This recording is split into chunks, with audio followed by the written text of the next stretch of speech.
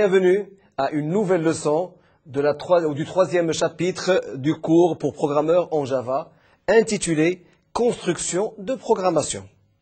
Alors, tout de suite, le menu.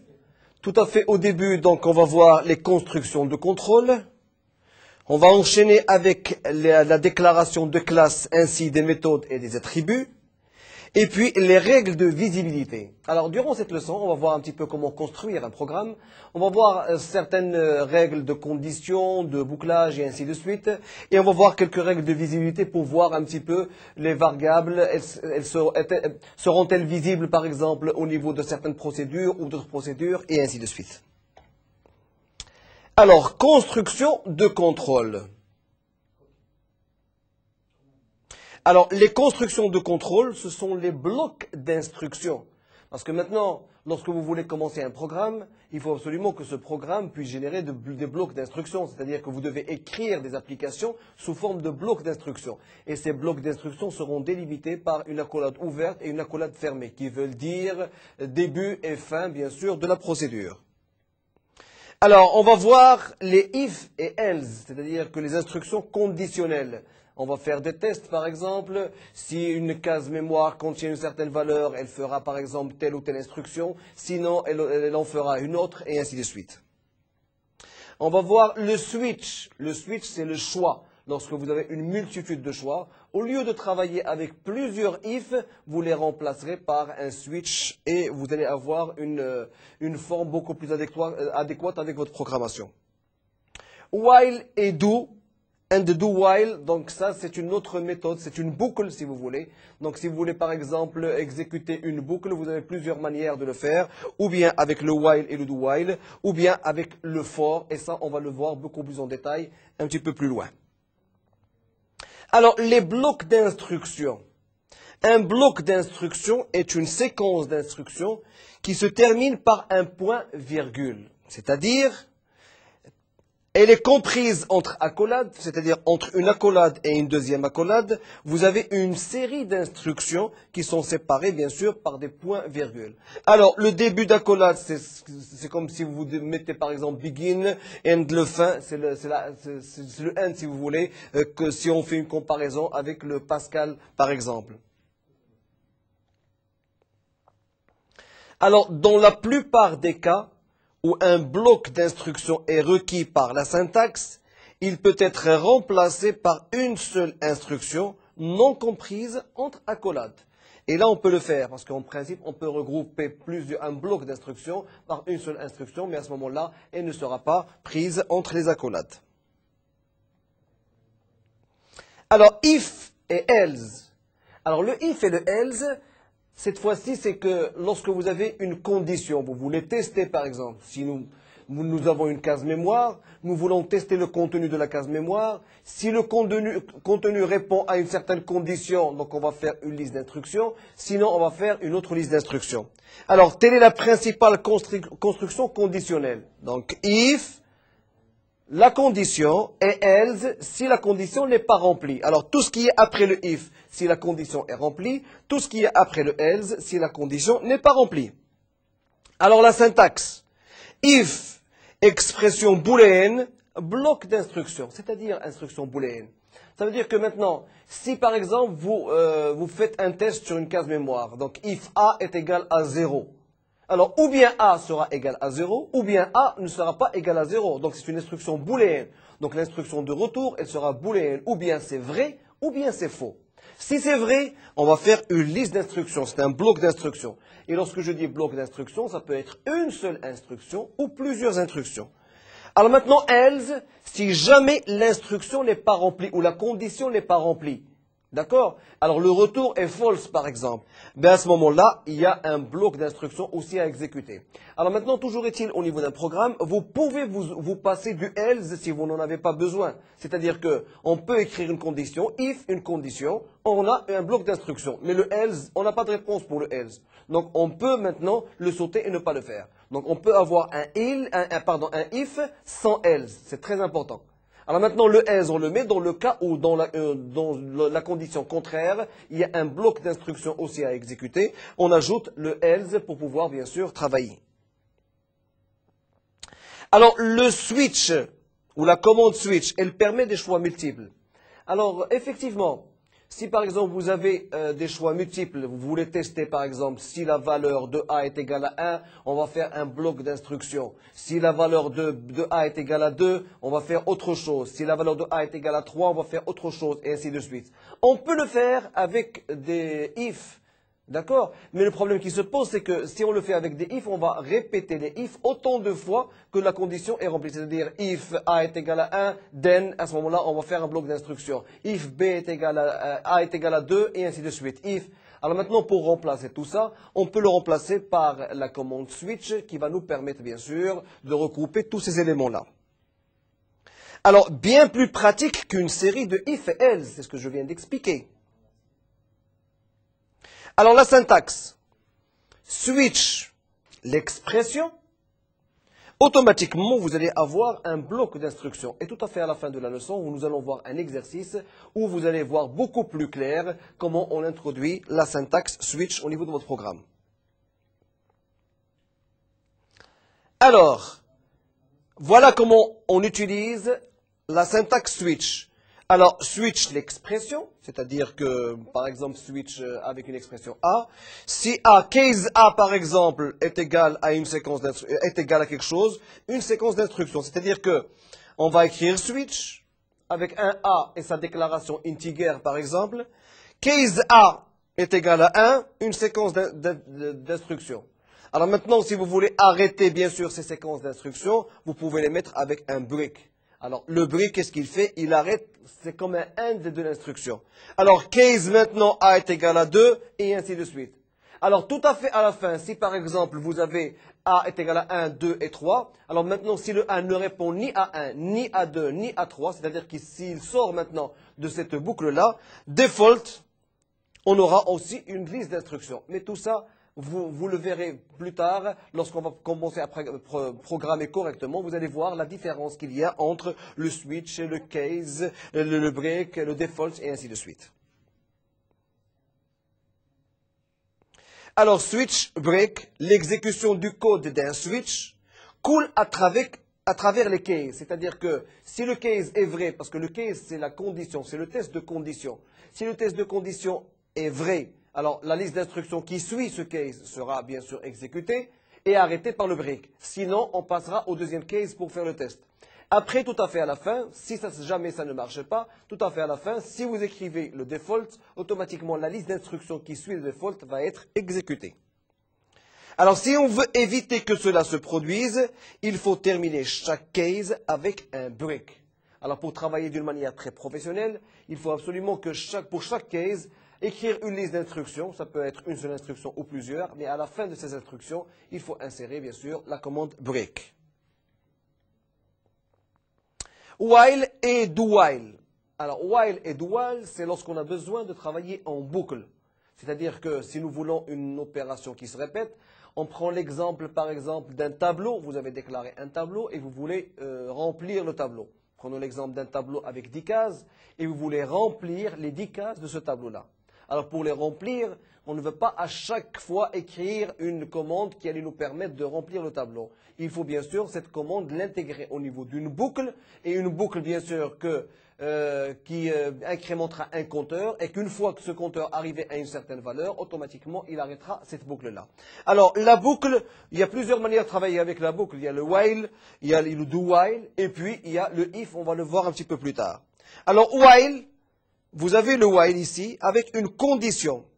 While tant que A, par exemple, est inférieur à 10, ou inférieur ou égal à 10, sachant que A est un compteur. Alors, tant que A est inférieur ou égal à 10, par exemple, exécutez un bloc d'instructions. C'est-à-dire que, par exemple, lire A, et faire ça en boucle, avec bien sûr une incrémentation de A. Et tant que A est inférieur à 10, la boucle tournera jusqu'à ce qu'elle termine le 10, et à ce moment-là, elle sortira de la boucle. Alors maintenant, vous avez le do while, c'est-à-dire que le do while, do, le bloc d'instruction, tant que. Alors vous avez deux possibilités. Tant que la condition n'est pas remplie, faire ce bloc d'instruction. Alors maintenant, vous pouvez le faire autrement, faire ce bloc d'instruction tant que la condition n'est pas remplie. Alors do, par exemple, lire la valeur de A tant que A est inférieur ou égal à 10. Break et continue. Il est possible de sortir d'une boucle à tout moment en appelant le break. C'est-à-dire que vous avez la possibilité, si par exemple vous avez une boucle qui est très grande et qui allait perdre beaucoup de temps, vous pouvez utiliser la commande break qui allait automatiquement vous faire sortir de la boucle. Alors, break, quand est-ce qu'on l'utilise? Si par exemple vous avez une boucle, alors une boucle qui cherche par exemple un élément. Dès que l'élément est cherché, qu'il est trouvé, automatiquement il y a le break pour arrêter la boucle, pour ne plus reprendre la boucle. Donc il y a le break pour sortir de la boucle. Exit sub par exemple en Visual Basic, c'est l'équivalent. Il est possible de sauter tout de suite à la prochaine itération en employant continue. Alors maintenant, vous avez la possibilité d'utiliser le break et continue. Alors continue, ça veut dire que vous allez passer directement à l'itération suivante. Et break, c'est pour arrêter votre boucle. Alors, break et continue toujours. Avec des boucles emboîtées ou imbriquées, on peut employer des étiquettes pour en préciser une, bien sûr. Alors maintenant, la boucle for. La boucle for, donc comme je vous ai déjà expliqué au niveau de la boucle while, c'est le même principe. Vous avez une séquence d'instructions while, condition et une séquence d'instructions. Alors la même chose, on peut le faire avec for. Sauf qu'avec for, maintenant, on économise en écriture. C'est-à-dire que au niveau des arguments de la boucle for, vous mettez les instructions, la condition, l'incrémentation, ce que vous voulez. Alors je peux écrire par exemple for i inférieur à 10, ou la condition par exemple, avec une incrémentation. Donc tout est mentionné au niveau des arguments de la boucle for. Et votre séquence d'instructions. Vous n'avez nul besoin d'écrire ni condition, ni instruction 1, ni instruction 2.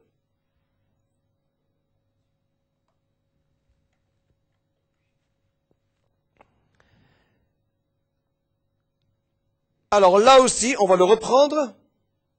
Et on passe maintenant à la déclaration de classe, méthode et attribut. On va voir maintenant, au niveau de cette section, comment on peut déclarer les classes, les méthodes et leurs attributs. Sachant que, comme j'ai déjà expliqué au niveau des leçons précédentes, une classe peut se composer de plusieurs méthodes et chaque méthode a des attributs de réglage pour pouvoir bien sûr la manipuler au niveau de votre programme.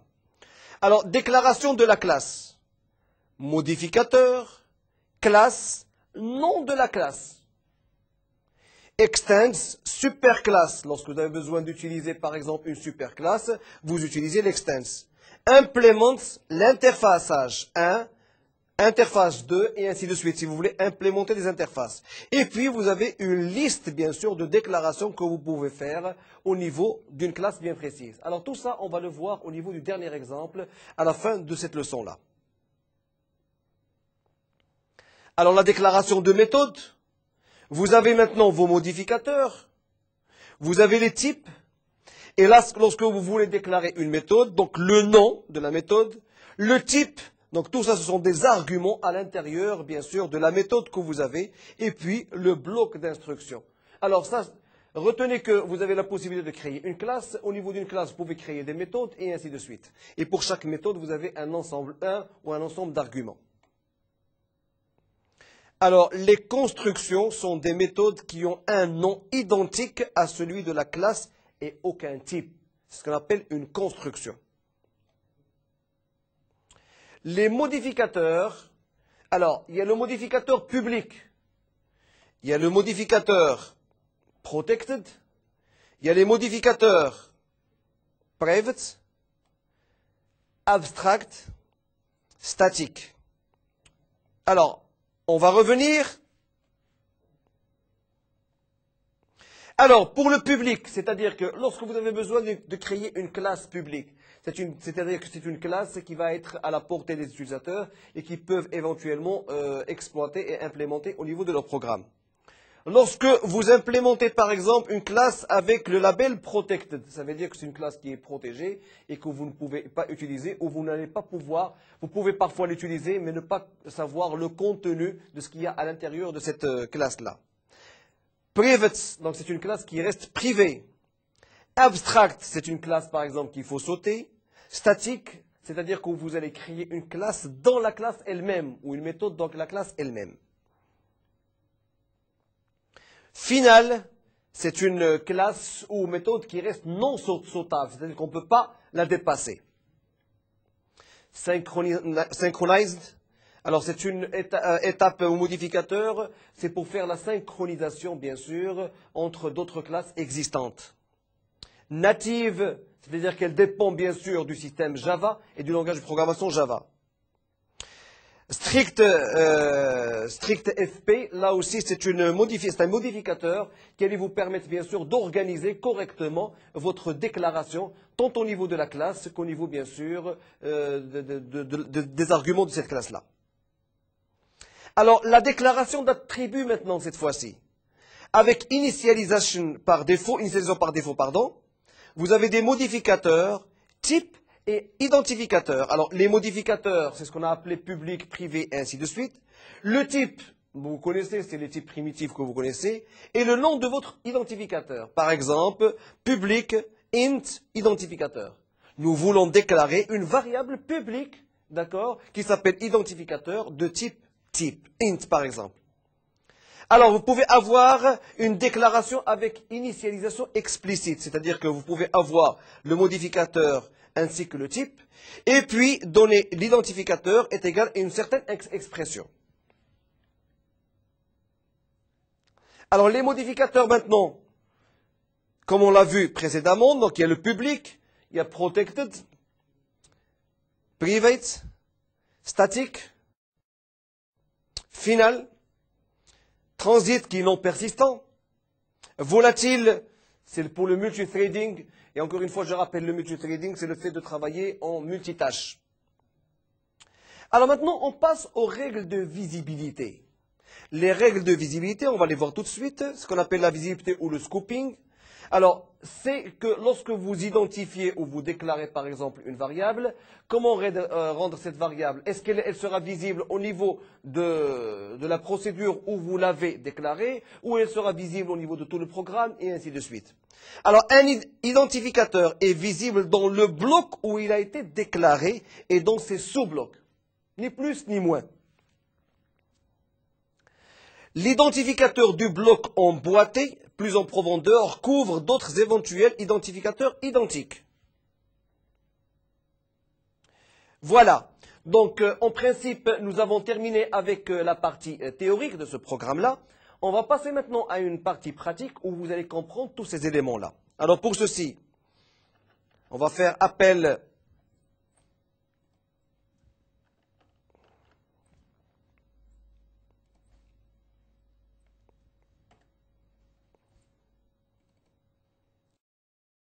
un exercice.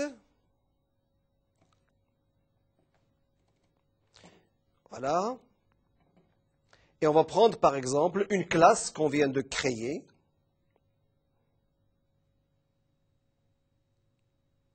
Et on va la voir dans l'environnement JCreator. Alors, avant d'expliquer ce que je vais faire maintenant, c'est que au niveau de ce programme-là, nous allons créer une classe, mais une classe qui n'est pas exécutable. Et on va essayer de lancer cette classe au niveau d'un autre programme qui, bien sûr, va être exécuté. Pour vous montrer que vous aussi, vous pouvez créer des classes et pouvoir les implémenter au niveau d'autres programmes. Et c'est l'objet et c'est l'avantage que vous avez avec Java, parce que le Java, c'est un programme qui est complètement orienté objet. Donc nous allons voir un petit aperçu de tout ça. Alors, création d'une nouvelle classe. Alors, pour créer une nouvelle classe, on appelle d'abord la classe classe et nous donnons un nom à cette classe. Donc la classe s'appelle information. Et nous allons déclarer maintenant des variables qui vont appartenir à cette classe-là. Par exemple, le numéro du stagiaire, on le déclare en integer avec un static private, c'est-à-dire que ça va être statique et privé. Mais avec, bien sûr, une valeur 0 qui va prendre. Donc ça veut dire que automatiquement, le numéro du stagiaire, avec sa déclaration, on va lui imputer, bien sûr, la valeur 0. On va déclarer une variable qui s'appelle nom ou un objet nom qui sera string et protégé. Une variable note qui sera string et protégé aussi. Et une variable n révision ou numéro de révision ou note de révision si vous voulez qui sera int protected. Alors, je vais lancer bien sûr la classe information. Je vais bien sûr donner à l'objet nom la valeur Hotmans-Niber par exemple. Donner une valeur vide à la note, donc tout ce qui est entre deux accolades, c'est une chaîne de caractères, mais qui reste vide. Nous allons donner le chiffre 0 à n révision, et nous allons incrémenter le numéro de stagiaire plus. Alors maintenant, nous avons le public void saisit non, c'est pour pouvoir bien sûr donner ou affecter à la variable nom la chaîne de caractères n, et puis n révision, c'est pour l'incrémentation en compteur. La même chose maintenant pour la saisie de notes. La variable note, on va lui imputer bien sûr la note qui a été donnée à ce stagiaire-là, avec une incrémentation. Et tout à fait à la fin, bien sûr, on va faire retourner le nom du stagiaire. Alors, comme je vous ai déjà expliqué auparavant, il y a des classes ou des méthodes de classe qui doivent absolument nous rendre des informations, que ce soit des informations comme chaîne de caractères ou bien sûr des résultats de calcul et ainsi de suite. Alors, à ce niveau-là, on leur demande de nous redonner le nom du stagiaire. On va nous redonner aussi la note. Et puis, tout à fait à la fin, on va demander une partie de cette chaîne de caractères avec le nom qui a été bien sûr choisi, la note et n révision. Alors maintenant, ça c'est une classe qui a été bien sûr créée. Mais malheureusement, cette classe ne peut pas être exécutée. Pourquoi? Parce qu'il n'y a pas une méthode main qui allait pouvoir exécuter cette classe. On va le tester tout de suite. On va essayer de compiler ce programme. Compile file. Voilà. Mais une fois compilé ce programme, en l'exécutant, voilà, exception in thread main java.long et ainsi de suite. Ça veut dire quoi? Ça veut dire qu'il n'a pas trouvé une méthode main pour pouvoir exécuter ce programme-là. Donc c'est une classe qui a été créée, mais cette classe-là ne peut pas être exécutée. Mais maintenant, si on prend cette classe-là et on va bien sûr l'implémenter au niveau d'un autre programme, on va voir l'exécution de ce programme-là. Alors rappelez-vous maintenant au niveau de cette classe-là, on a donné une valeur Hotmans-Niber à non, on a donné une valeur vide à note et on a donné une valeur à 0 à n révision. Et on va les voir apparaître sur le programme suivant. Alors, on referme ce programme et on va ouvrir un programme qu'on appelait rubrique.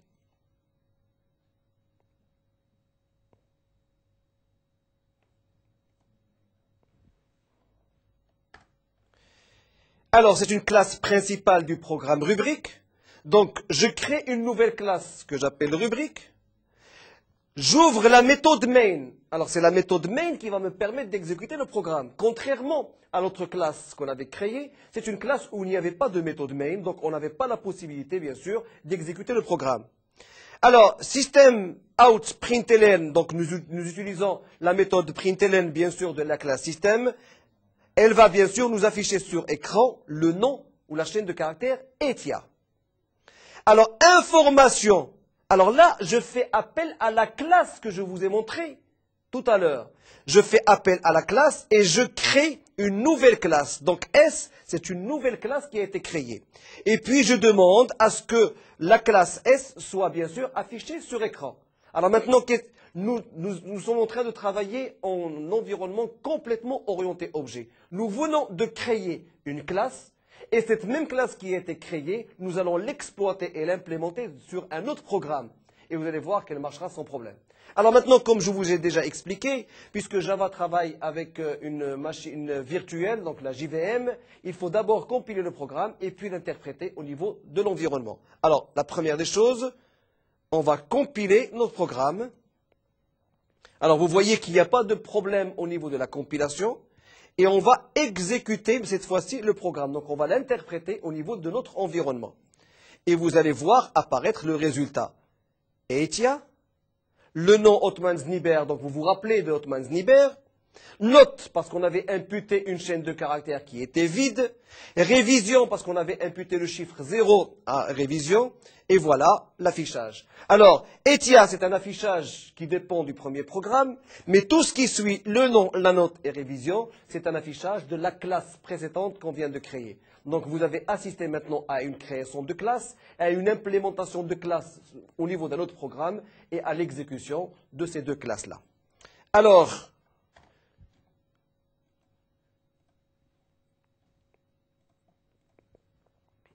voilà.